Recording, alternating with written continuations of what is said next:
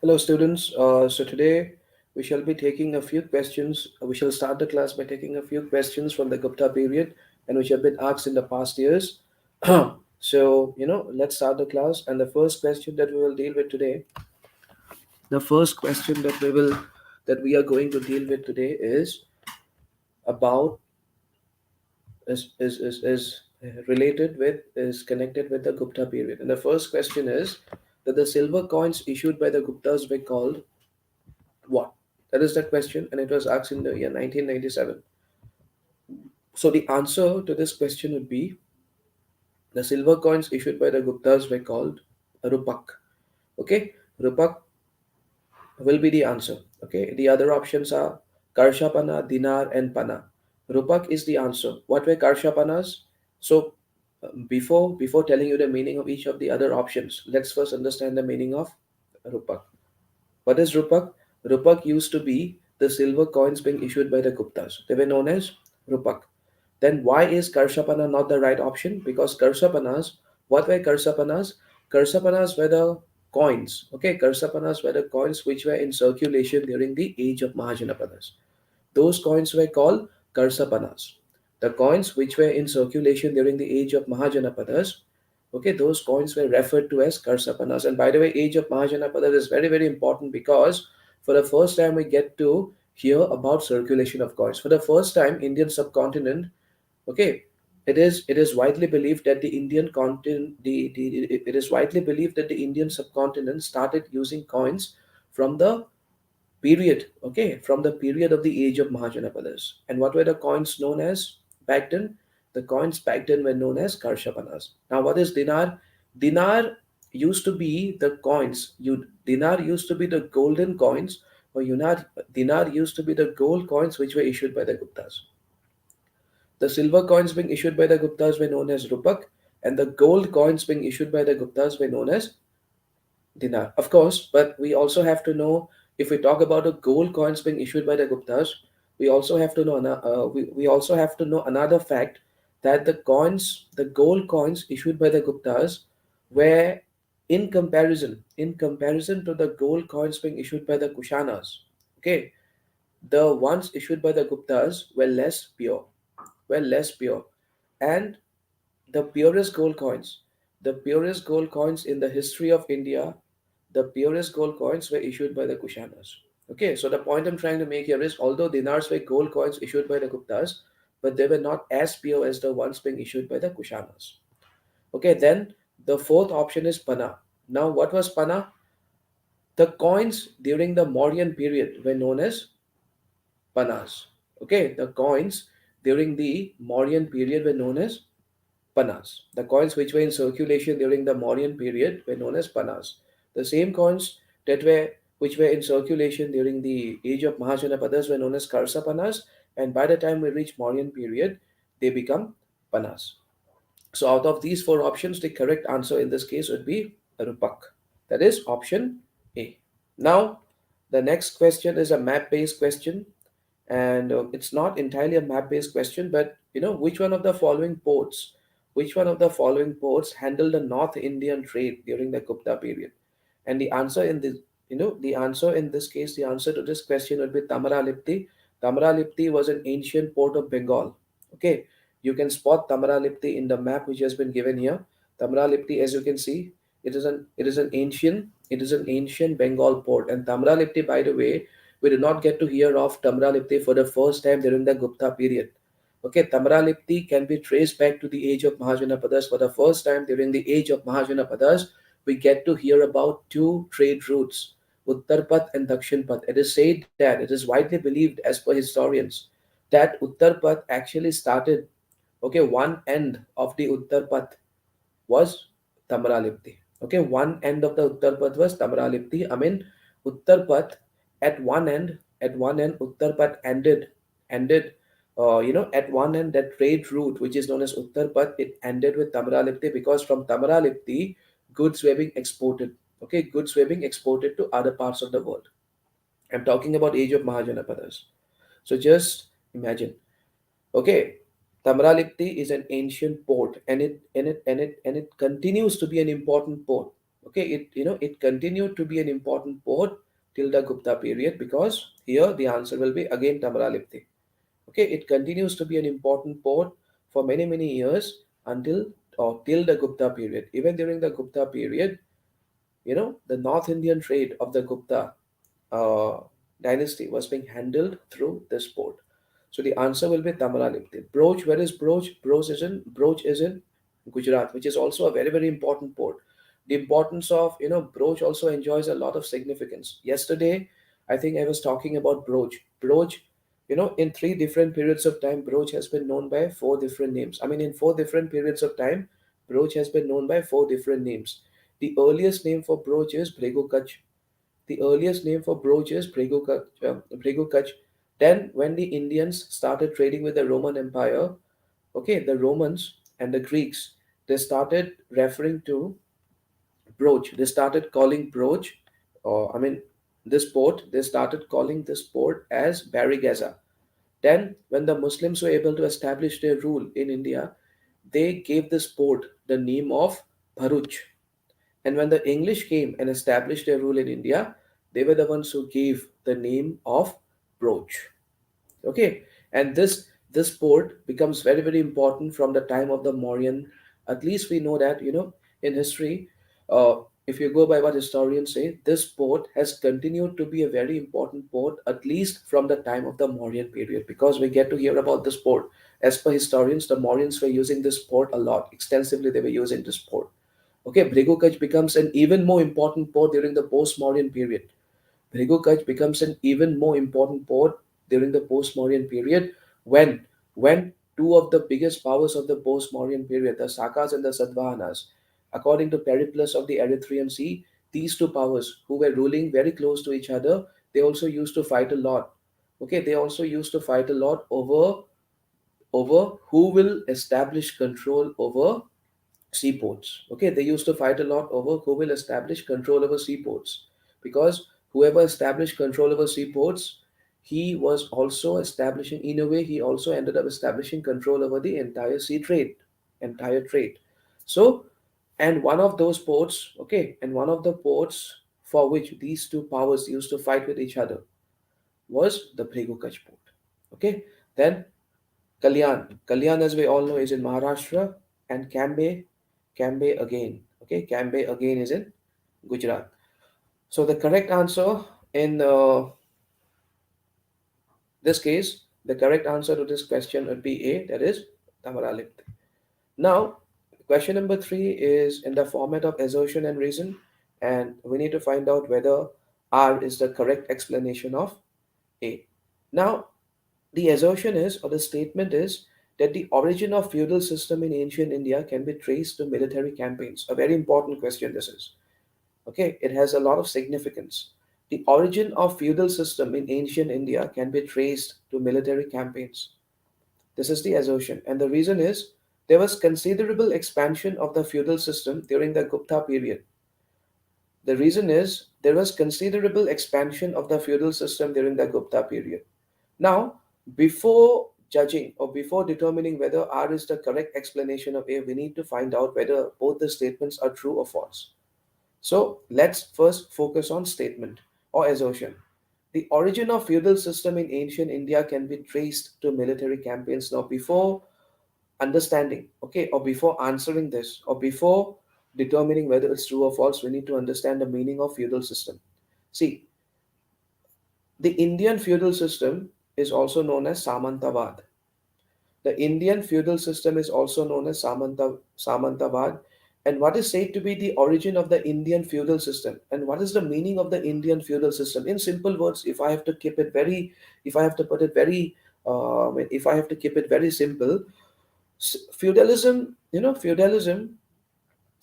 feudalism might be slightly different from the Western concept of feudalism, where feuds, okay, where there was this concept of lords, vassals, and the feuds. Okay, at the topmost position were the lords, then came the vassals, and the vassals used to have the feuds. So in India's context, it was a bit different. But one thing was common in both the cases, in both the Western model and the Indian model. Both the models involved exploitation of farmers and peasants. Okay, now in simple words, what is the meaning of feud? And what is the meaning of feudal system? If I have to put it very simply, if I have to put it very simply, it is a form of decentralization. It is a form of decentralization, or you can say it is a form, it is a form of king. It is a form of king giving powers to someone. Okay, it is a form of king sharing his powers with, or sharing his powers, or delegating authority. Okay, it is a form where a king delegates authority to someone else. Okay, it is a structure, it is an arrangement by which the king delegates authority to someone else, and and that someone else, and that someone else, that someone else, I mean, and that someone else can employ, that someone else can employ farmers and all, and whoever the king delegates the authority to, along with, delegates authority, along with that, he is also he is also able to enjoy certain privileges, like for example, he enjoys tax holidays. Okay, okay, he might enjoy tax holidays. He might he might he might enjoy other benefits also. Okay, and slowly he also started, the person I'm talking about, Indian feudalism. He slowly also started doing what? He also started, the king slowly also started giving him the power to punish people. Kantak Shodh. And the king also slowly, gradually, he also started giving him the power to collect revenue. So these two were very important powers. So this is the meaning of Indian feudalism. The king sharing his power with another entity. Okay, delegation of authority, or you can also say it is an example of decentralization. Now, let's understand what is assertion. Now, what is the assertion saying in this particular question? Now, this question, it is saying that the origin of Indian feudalism can be traced to military campaigns. I mean, what is the meaning of military campaigns? It is saying that when new and new areas were brought under control, okay, when new and new areas were brought under control, after having brought the, after bringing those areas under control, after, see, this can be traced to military campaigns. It has a connection with the Gupta period. Okay, what connection am I talking about? See, there was a Gupta ruler by the name of, and he was one of the greatest Gupta rulers. His name was Samudragupta. Now, Samudragupta was known for his policy of expansionism. Okay, when he was the king, under his rule, Gupta Empire expanded like anything. Okay, if we go by what his court poet Hari Sen has said, then Gupta Empire expanded in all directions under the rule of Samudragupta. Now, Samudragupta, when he used to conquer any territory, when he used to conquer any territory, he, even after he, I mean, even even when he conquered a territory, he did not annex that territory. He did not make the territory a part of the Gupta Empire. Mane, he did not, in other words, he did not establish direct rule over that particular conquered territory. Instead, instead, he asked the ruler of the conquered territory, who was now literally his vassal, but he asked the ruler of the conquered territory to do two things. Number one, the vanquished ruler or the defeated ruler was supposed to pay an annual tribute. And secondly, he was also to pay court visits. He was also to visit the court of Samudragupta whenever Samudragupta wanted him to visit. So these were the two conditions put forward. Okay, these were the two conditions put forward before the vanquished ruler, and the vanquished ruler was supposed to fulfill these two conditions. Other than that, other than that, the vanquished ruler, okay, other than that, the vanquished ruler was allowed to enjoy his independence. And these vanquished rulers were also known as Samantas. These vanquished rulers were also known as what? Samantas. So, can be traced to military campaigns, which has been asked in this particular question. The assertion, it has It is trying to connect. It is trying to connect this with the system which was started by Samudragupta. That is the system of Samanta. Okay, it is trying to hint at the system which was introduced by Samanta, which was introduced by Samudragupta. Because at the end of it all, Samudragupta started the system. He was able to start the system of Samanta only after military campaigns, only after conquering those areas. So this point hints at that particular thing, that particular aspect of Samudragupta. But that is not how Indian feudalism started. Always keep one thing in mind: Indian feudalism started with the Satavahanas, because the Satavahanas were the first dynasty who started issuing copper plate land grants. Okay, Satavahanas were the first people to start issuing copper plate land grants, and those copper plate land grants were being issued to whom? They were being issued to those copper plate land grants had a religious connotation to it. They had a religious aspect to it, because Satavahanas used to issue them to to Brahmin priests. Satavahanas used to issue them to Brahmin priests as well as Buddhist monks. So Brahmin priests and Buddhist monks were the biggest beneficiaries of these copper plate land grants. Of course, most of the copper plate land grants were being issued to Brahmin priests, but the Buddhist monks were also one of the, I mean, they also used to get a lot of these grants. So these grants are known as what? Copper plate land grants. And this issuance, this issuance of copper plate land grants can be considered can be considered the beginning of Indian feudalism. So Indian feudalism can be traced to the Satvahana period when they started issuing copper plate land grants, and not to the, not to, they had nothing to do with military campaigns, because the act of issuing copper plate land grants, which was started by the Sadvahanas, it had a religious connotation to it. They were being issued the earliest copper plate land grants, which were started by the Sadvahanas, which were being issued by the Sadvahanas, were issued to whom? They were issued to Brahmin priests and Buddhist monks. And they were also being issued to temples. They were also being issued to uh, Buddhist monasteries. Okay, so assertion A is incorrect. That much we have come to know by then. Okay, by now we have come to know that assertion A is not right. Now, R, is this statement correct? Now let's have a look at this particular statement. There was considerable expansion of the feudal system during the Gupta period. Now this is correct, because, like I said, okay, like I said, that it was during the Gupta period that the system of Samanta, that the system of Samanta started, that the system of Samanta started. Okay, so always remember two things. Okay, the act of issuing copper plate land grants, the act of issuing copper plate land grants, it may have started under the Sadvahanas. It may have started under the Sadvahanas, but it became a very, very popular thing. It became a very popular thing under the Guptas, and it continued. The trend did not stop. That trend did not stop. In fact, by around 11th or 12th century AD, this act of issuing copper plate land grants had become a pan-India thing. It had become almost a pan-India thing with certain exceptions like the state of Punjab. Apart from Punjab, everywhere in India, this thing had started. What thing? The DDD, the activity of issuing land grants. Even in the case of Assam, we have many examples. We have many examples of such land grants being issued to Brahmin priests. For example, we get to know so much about the Varman dynasty only through land grants.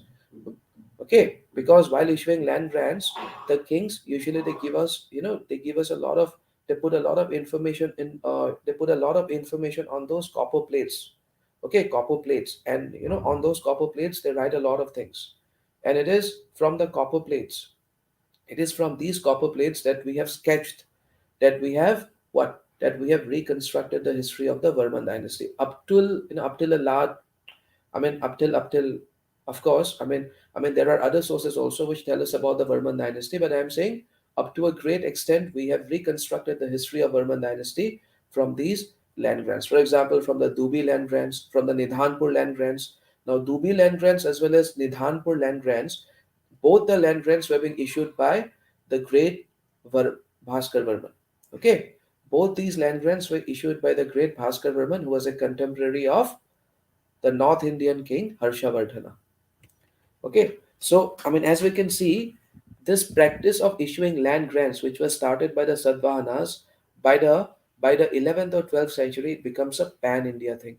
It also comes to Assam, and the Varman dynasty was it was it was contemporary. The Varman dynasty was a contemporary dynasty of the Gupta dynasty. When the Guptas came to power in North India in the 4th century AD, the Varmans also came to power in Assam. Okay, in the same century. Okay, in the same century, the Varmans also came to power. The Varman dynasty also came to power. So in this case, the correct answer to question number three would be D. That is, A is false, but R is true. Now, the Allahabad pillar inscription is associated with which one of the following rulers? It was asked in the year 2006. See, like I was saying, like I was saying a short while ago, that the court poet of Samudragupta, his name was Hari Sen. Hari Sen has written a lot. Hari Sen has left behind an inscription, and it is from that particular inscription that we get to know so much about Samudragupta. The thing which I was talking a short while ago about the Samanta system, which was introduced by Samudragupta, we come to know about the Samanta system from this inscription itself, which was written by his court poet by the name of Hari Sen. So the answer in this case, and that particular inscription is known as what? Allahabad pillar inscription, or it is also known as Prayag Prasasti. Okay, it is known as Allahabad pillar inscription or Prayag Prasasti. And in this particular inscription, Hari Sen has glorified his master. Okay, Hari Sen has glorified his master. He has mainly talked about the many political achievements of his master. At the same time, he has, he has labeled or he has termed his master as a very, as someone, he has said that his master was very generous. He has termed his master as someone who is very, very generous. And why is he calls his master generous? He calls his master generous because even after conquering the territories, he does not annex those territories, but he allows the rulers of those vanquished territories to keep ruling their territories as before. Just that they need to fulfill those two conditions, which I've already talked about. So, to cut a long story short, Allahabad pillar inscription is something which you associate with Samudragupta. Okay. And another question which might be asked with regard to Allahabad pillar inscription is that what? Is that it was written by the court poet of Samudragupta whose name was Harisena. Okay, Harisen was the person, and needless to say, this pillar. I mean, another thing which might be asked in relation to Allahabad pillar inscription is that the language in which this inscription was written. So the answer would be Sanskrit. Always keep another thing in mind whenever you talk about Gupta age, whenever you are talking about the Gupta period, okay, or whenever you are talking about more particularly about the Gupta dynasty, Sanskrit was the code language of the Guptas. Even Kalidas wrote in Sanskrit. Even Kalidas wrote in Sanskrit. Even Shudraka, okay, Shudraka was a person. We will, in a short while from now, we will tackle a question related to Shudraka. So Shudraka has written a play by the name of Mrij Katika. Okay, Mrij Katika. It has also been written in pure Sanskrit. And all these works which I'm mentioning now, be it the works of Kalidas, be it the work of be it the work of Shudraka, all these follow what? All these are examples of classical Sanskrit literature. Okay, what is the meaning of classical Sanskrit literature? The meaning of classical Sanskrit literature is that kind of literature which follows the rules being given by Panini. Who was Panini? Panini is the writer of the oldest book on Sanskrit grammar. Panini is the writer of the oldest book on Sanskrit grammar by the name of Ashtadhyayi. So any kind of literature which follows the Panini rules of grammar is known as what? Classical literature. And be it the works of Kalidas or the work of Shudraka, that is Mrij Katika, they all follow the Panini style of grammar. So we call them what? We call them classical Sanskrit literature. Okay. So the answer to this question number four would be D, that is Samudragupta. Okay. Now let's tackle another question. It is related to Buddhism. Okay, although it is related to Buddhism, but it has found a place now because Buddhism during the age of Mahajanapadas, it was flourishing like anything. Buddhism during the age of Mahajanapadas, it was becoming more and more popular. But by the time we reach, okay, by the time we reach the early part of the medieval, early medieval times, by the time we reach early medieval times, Buddhism starts declining. By the time we reach early medieval times, by early medieval times, I am, I'm referring to the period which started around, let's say, 6th century AD. Okay, let's say 6th century AD. From the time of Harshavardhana, we can call from the time of Harshavardhana we can call early medieval India or early medieval Indian history. From the time of Harshavardhana, the reign of Harshavardhana can be called the reign of Harshavardhana, or the time period in which Harshavardhana was present. That time period can be called the beginning of early Indian medieval history. Now, the question is, why did Buddhism start declining in India in the early medieval times? So, I mean, I was saying that in the early medieval times, Buddhism, which was flourishing all this while, had started declining. Now, certain reasons have been given in this question. We just need to find out which of the following statements is incorrect and which of the following statements is correct. Number one, basically, these are the reasons. Okay, basically, the options are the reasons that led to the decline of Buddhism. We just need to find out whether they're right or wrong. See, the first reason says that Buddha was by that time considered as one of the incarnations of Vishnu and thus became a part of Vaishnavism. By that time, he was considered as one of the incarnations of Vishnu and thus he became a part of Vaishnavism. Second, the invading tribes from Central Asia till the time of last Gupta king adopted Hinduism and persecuted Buddhists. Three, the kings of Gupta dynasty were strongly opposed to Buddhism. Now, in this case, the right answer to this question would be one. That is, Buddha by that time was considered as one of the incarnations of Vishnu and thus became a part of, uh, you know, Vaishnavism. Now, see, what happened was it was during the age of, you know, it was sometime during the Gupta period, or it was sometime towards the end of the post-Mauryan period. Okay, many people say it started during the Gupta period that we get to hear of Dashavatar. We get to hear of the theory of, or we get to hear about the concept of Dashavatar. What is the meaning of Dashavatar? 10 incarnations of Lord Vishnu. And in this concept of Dashavatar, Lord Buddha was also being given a place. Lord Buddha was also being given a place among these 10 avatars of Lord Vishnu.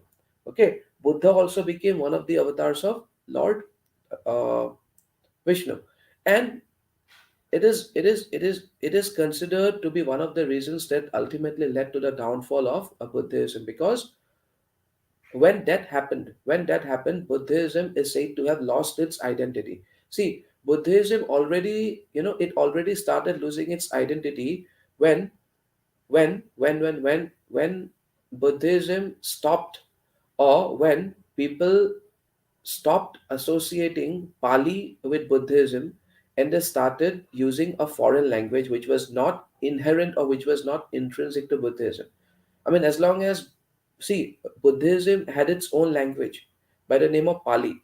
But slowly and steadily, when Buddhism came under the grip of Sanskrit, it was when Buddhism started losing its identity. But that journey of losing its identity, okay, culminated. Okay, it reached a point of no return. It reached a point of no return when Lord Buddha, it was like a nail in the coffin. Okay, it was like a nail in the coffin when Lord Buddha was made an incarnation of Lord Vishnu. So when that happened, it got completely integrated with Hinduism, or you can say more specifically Vaishnavism. And that is considered to be one of the primary reasons which led to the ultimate downfall of Buddhism. Of course, there were other reasons also. Okay, there were many other reasons. There were internal reasons also. Now, the reason which I say just now of Lord Buddha becoming an incarnation of Lord Vishnu, it is one of the external reasons. Now, there were many internal reasons also, because Buddhism itself by this time had become very corrupt. There were many corrupt practices going on inside the Sangha. Okay, I mean, women were also being treated as mere objects of lust, okay, which Buddha had predicted a long time back. Because of this is also one of the reasons why Buddha was against admitting women in the Sangh. Okay, this is one of the reasons, because he knew about the character of men and might happen. What might happen? Buddha had predicted this. Lord Buddha had predicted this a long time back, and it was one of the reasons why he was opposed to the idea of admitting women in the Sangh. But only he was insisted by, only when insisted by, only when persuaded, okay, only when persuaded by one of his favorite disciples, only when persuaded by one of his favorite disciples, Ananda, okay, as well as by his aunt. Okay, only when persuaded by his favorite disciple Ananda, as well as by his aunt Gautami Gautam. Okay, Gautami. So, only when he was persuaded by these two people, Buddha agreed to the idea. Buddha agreed to the idea of admitting women in the Sangha. Okay, I mean, other than that, if these two people had not persuaded, if these two people had not uh, convinced Buddha, then Buddha might not have agreed to the idea of admitting women in the Sangha. So this was also one of the reasons why Buddha was against the idea of admitting women in the Sangha. Okay, and the name of the aunt, okay, the name of the aunt, the name of Buddha's aunt, who is also said to have, who is also said to have been the foster mother of Gautam Buddha. The name of that aunt was Prajapati Gautami. Okay, the name of that aunt of Buddha was Prajapati Gautami, who is said to have convinced, who is said to have convinced Buddha. Okay, who is said to have convinced Buddha that Buddha should agree to the idea of admitting women in the Sangha. Other than Ananda, of course, Ananda also played a role in convincing Buddha. But other than Ananda, along with Mahaprajapati Gautami, these two people were instrumental. These two people were instrumental in making Buddha change his decision. Okay,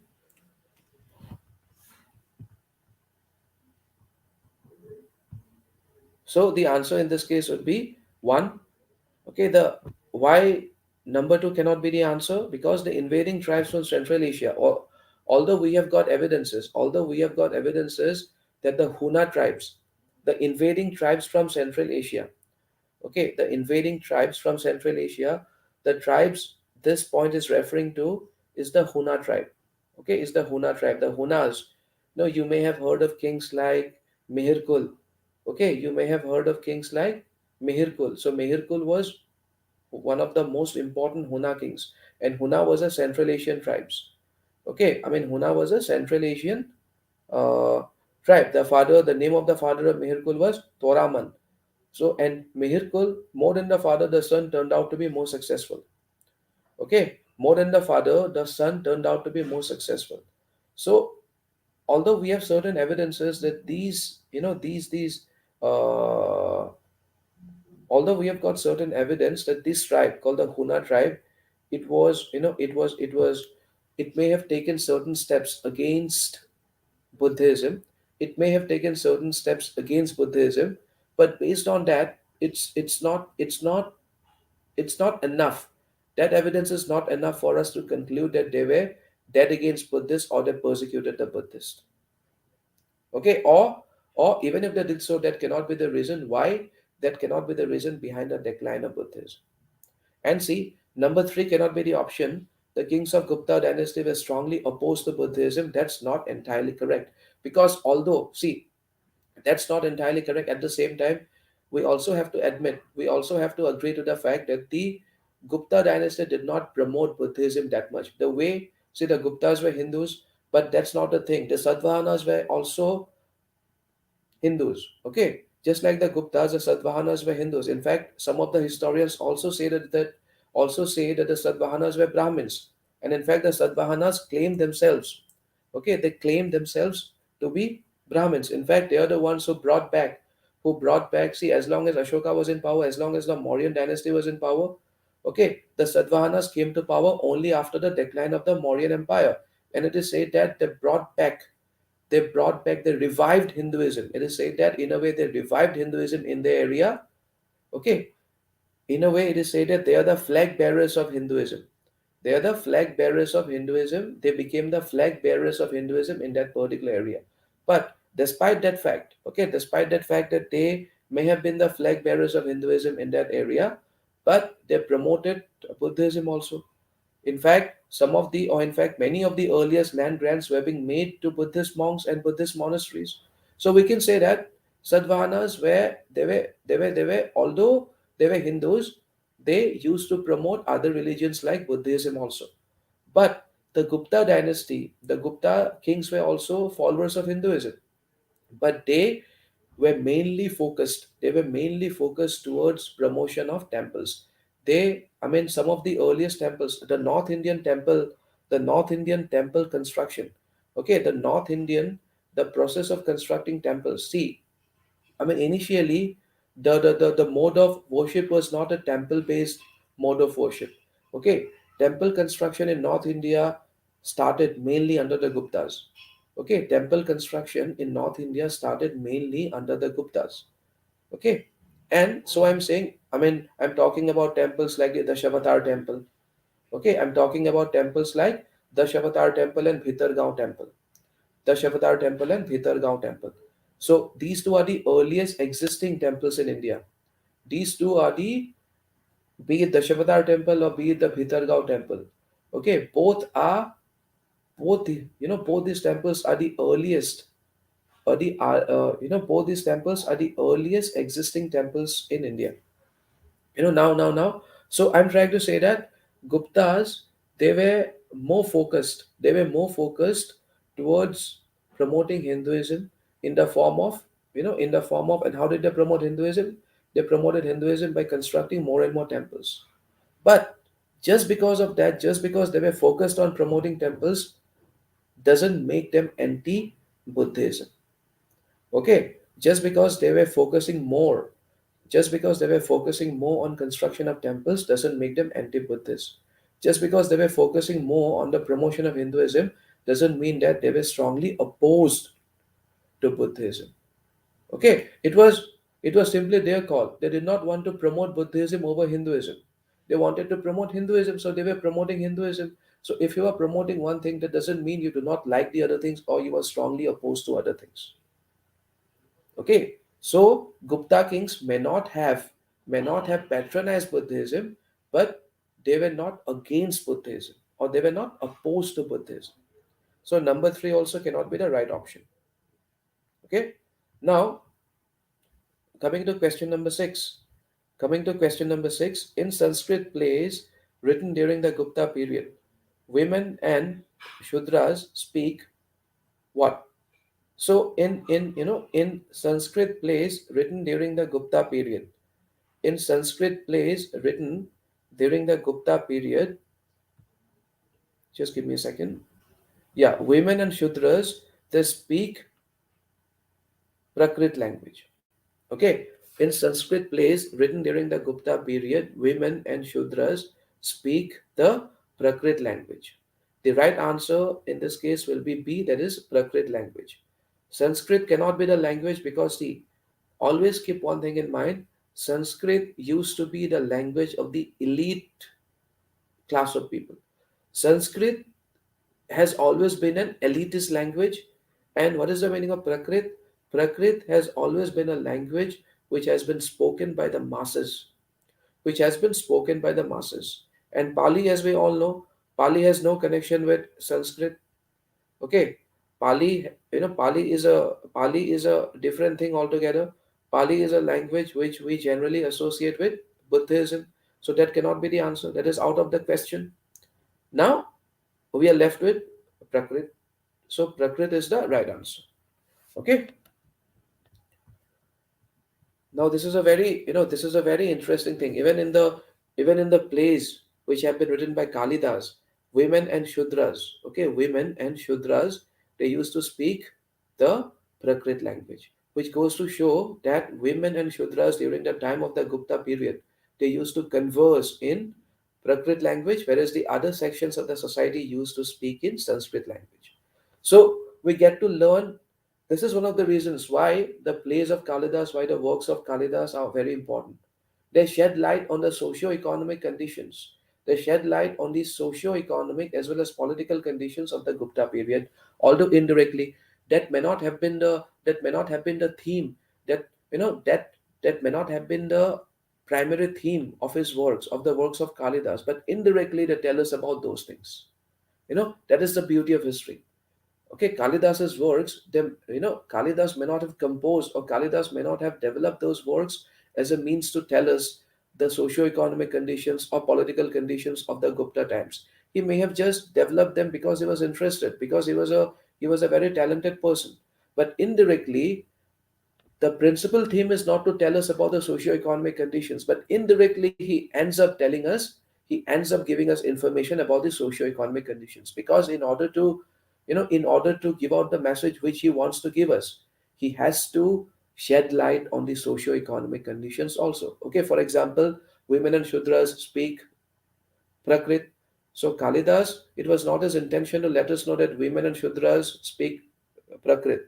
But we can easily make out from this that women and Shudras, because Kalidas's plays always have women and Shudras speaking Prakrit, we can actually make out that women and Shudras during those times, during the Gupta age, okay, okay, women and Shudras in the Gupta dynasty, they used to speak in Prakrit, whereas the other classes of the society, okay, whereas the other classes, the higher caste, okay, people belonging to the higher caste, they used to talk to each other in Sanskrit. Okay, so that way these works are very, very important. Now, see the ancient play, okay, the ancient Indian play Mudra Rakshasa of Vishakha Dutt has its subject on, it was asked in 2002. This is a very famous play of Vishakha Dutt, and the name is Mudra Rakshasa. Now, let's look at the options. Option number A, a conflict between gods and demons of ancient Hindu law, a romantic story of an Aryan prince and a tribal woman, the story of the past struggle between two Aryan tribes, the court intrigues at the time of Chandragupta Maurya. And the right answer would be the court intrigues at the time of Chandragupta Maurya. In fact, Vishakha, that see why we are talking about. See, Chandragupta Maurya has nothing to do with Gupta age or Gupta dynasty. Then why we are talking about Chandragupta Maurya? Why we are talking about Chandragupta Maurya now? Because Vishakha, that this play, this Sanskrit play, Mudra Rakshasa, although it gives us information about the Mauryan Empire, although it gives us information about Chandragupta Maurya, it was written in the Gupta period. It was written in the Gupta period. In fact, Vishakha that was one of the nine jewels or Navratnas. The concept of, because Chandragupta Vikramaditya II, the greatest ruler of the Guptas, he used to have nine great personalities at his court, who put together is known as Navratna. And one of those Navratnas is said to have been Vishakhadat himself. So Vishakhadat wrote Mudra Rakshasa. Although Mudra Rakshasa is connected with the life of Chandragupta Maurya, it was written down during the Gupta period. And see, what is the theme? What is the principal theme of Mudra Rakshasa?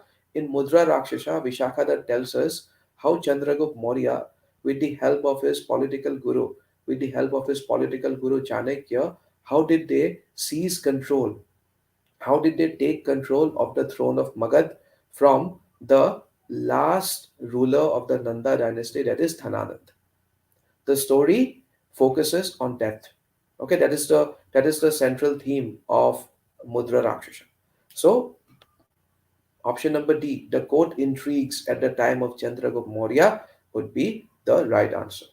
Okay, so that will be all for today. See you guys in my next class. Thank you so much.